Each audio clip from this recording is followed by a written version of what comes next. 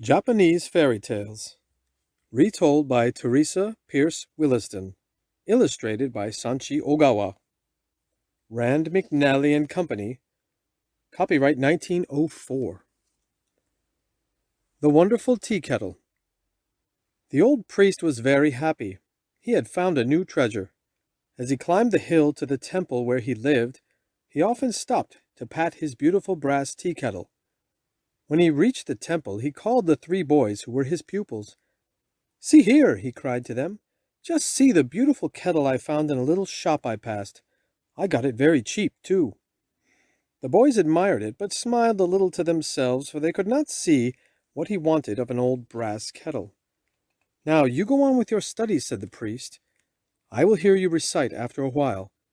So the boys went into the next room, and the old priest sat down to admire his prize.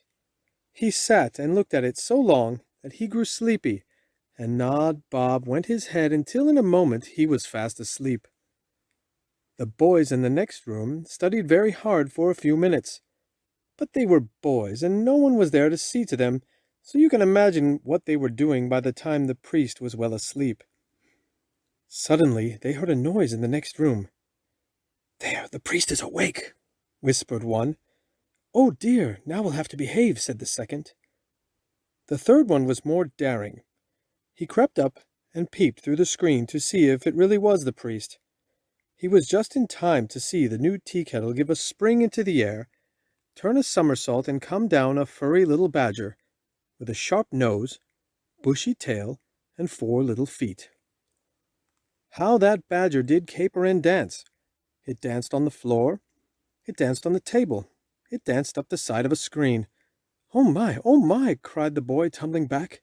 "It will dance on me next! Oh my!" "What are you talking about?" said the other 2. "What will dance on you?" "That goblin will dance on me. I know it will. It danced on the floor, and it danced on the table, and it danced on the screen, and now I know it is coming to dance on me," said the boy. "What do you mean?" said the others. "There is no goblin here." Then they, too, looked through the screen.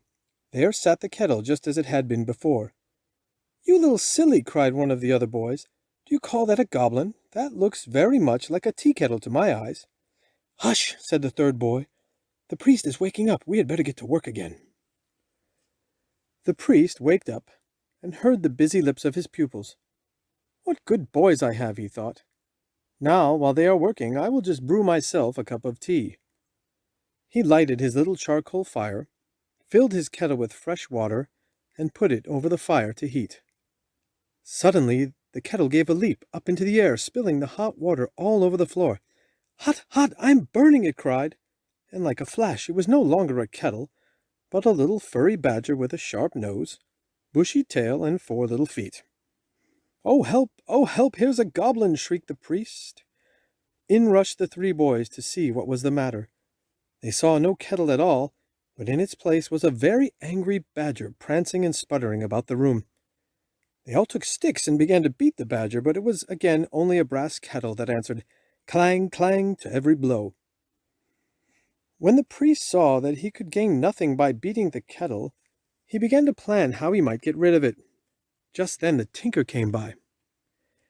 "That is my chance," thought the priest. So he called, "Tinker, tinker, come and see what I have for you. Here is an old kettle I found. It is of no use to me, but you could mend it up and sell it." The tinker saw that it was a good kettle, so he bought it and took it home. He pressed it carefully into shape again and mended all the broken places. Once more it was a fine-looking kettle. That night the tinker awoke and found a badger looking at him with his small bright eyes. "Now see here, Mr. Tinker," said the badger.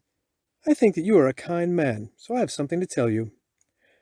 I am really a wonderful tea kettle, and can turn into a badger whenever I wish, as you can see. I can do other things too, more wonderful than that." The kind-hearted tinker said, "Well, if you are a badger, you must want something to eat. What can I get for you?" "Oh, I like a little sugar now and then," replied the badger, "and I don't like to be set on the fire or beaten with sticks, but I am sure that you will never treat me that way." If you wish to take me around to the different villages, I can sing and dance on the tightrope for you." The tinker did this, and crowds came to see the wonderful kettle. Those who had seen it once came again, and those who had not seen it came to see why the people liked it so well. At last the tinker became rich. Then he put his beloved tea kettle in a little temple on the top of a hill, where it might always rest and have all the sugar plums it wanted.